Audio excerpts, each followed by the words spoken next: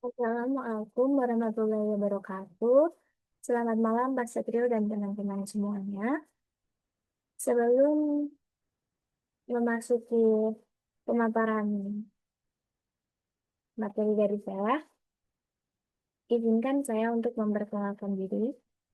Nama saya Brenda Anggita Kusuma dengan NPM 224010369. Dalam presentasi kali ini, saya akan membahas salah satu fenomena besar yang sedang terjadi saat ini, yaitu terkait fenomena PHK massal di industri global yang meliputi perusahaan Google, Microsoft, Meta, Dell, hingga perusahaan BUMN yaitu Pos Indonesia. Perlu diketahui bahwa PHK ini terjadi bukan semata-mata karena perusahaan mengalami kerugian atau kebangkrutan, akan tetapi justru karena mereka sedang mengalami pertumbuhan dan mencetak keuntungan yang besar. Lalu, kenapa perusahaan untung malah mem-PHK para karyawannya? Nah, tujuan dari pemaparan saya kali ini yaitu untuk menganalisis fenomena PHK tersebut secara mendalam dan melihat dari beberapa sisi. Nah, jika dilihat dari datanya, kalau PHK-nya cukup besar ya. Misalnya perusahaan Dell. Perusahaan Dell mem-PHK 12.000 karyawannya. Kemudian perusahaan Duolingo memangkas 10% dari karyawannya. Dan bahkan Indonesia sendiri pun sudah merasakan, yaitu pada perusahaan BUMN, yaitu Pos Indonesia, yang mem-PHK 1.000 karyawannya. Nah, alasan dari beberapa perusahaan tersebut pun bervariasi. Ada efisiensi, pergeseran fokus ke teknologi AI, dan sebagainya. Jadi, ini bukan semata-mata karena krisis keuangan, akan tetapi lebih ke arah perubahan strategi bisnis. Kemudian, dari semua kasus tersebut, benang merah dari peristiwa tersebut adalah perusahaan tidak lagi fokus untuk menambah sumber daya manusianya, akan tetapi ingin menjadi perusahaan yang lebih ramping dan efisien. Mereka lebih mengoptimalkan proses melalui teknologi dibandingkan menambah orang. Jadi ada pergeseran dan strategi yang padat karya ke strategi yang padat teknologi. AI dan robot dianggap lebih cepat, murah, dan minim error. Jadi PHK di sini bukan karena kegagalan, tapi karena perusahaan ingin menaikkan level efisiensi. Mengapa bertumbuh tapi PHK? Kemudian, mengapa organisasi ramping dapat menghasilkan profit dan efisiensi?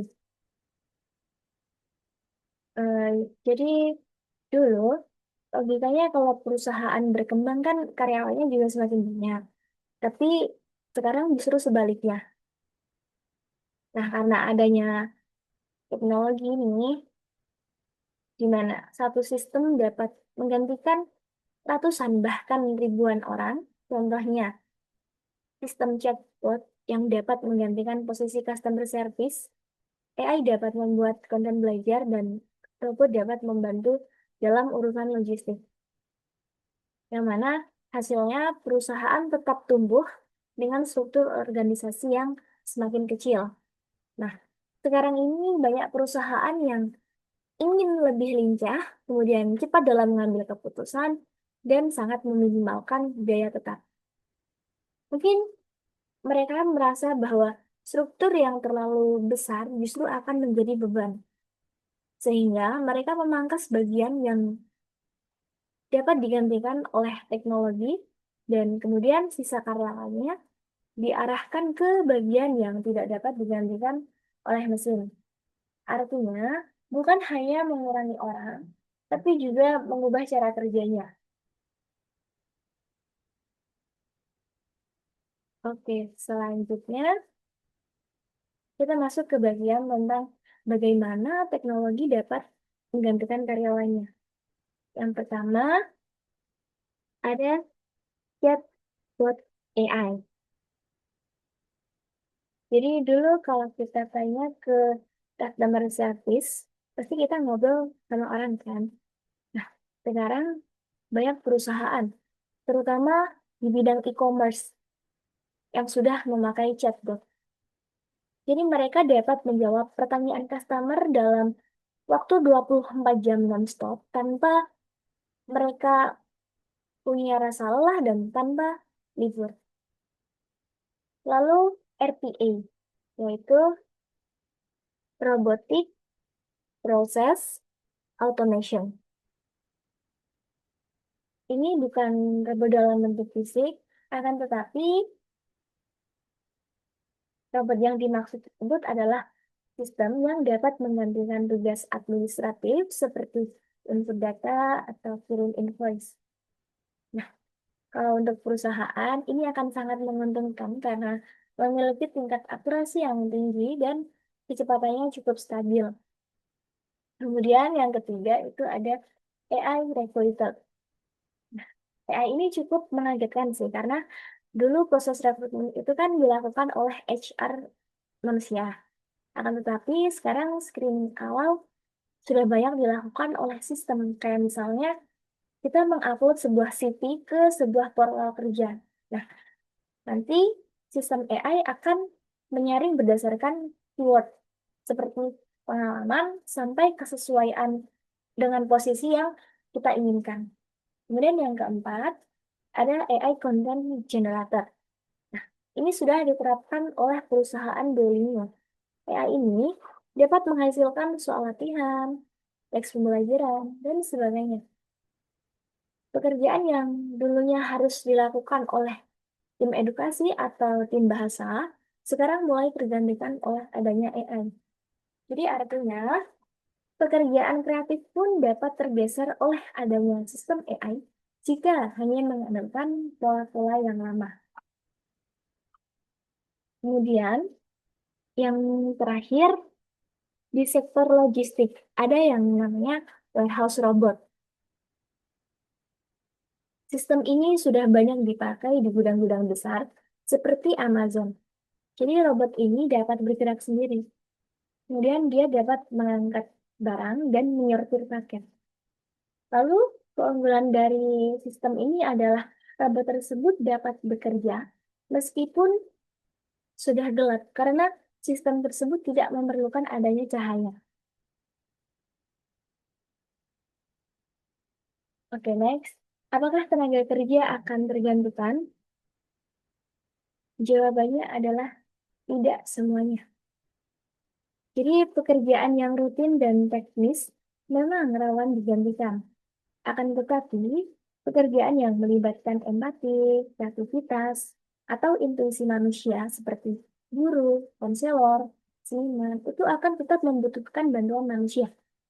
Memang robot dapat menghitung data, akan tetapi sistem tersebut tidak bisa memahami perasaan. Oleh karena itu, kita sebagai mahasiswa yang nantinya juga akan turun ke dunia kerja, seharusnya kita mengasah soft skill dan critical thinking kita supaya nantinya kita tidak tergeser oleh adanya sistem-sistem AI tersebut.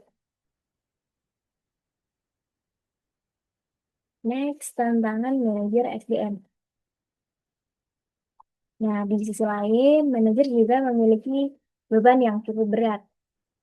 Selain hanya yang terkait dengan absensi kehadiran, manajer juga harus membantu karyawan yang cemas karena adanya PHK, kemudian menyiapkan pelatihan ulang dan memastikan proses transisi ke teknologi agar berlangsung secara adil.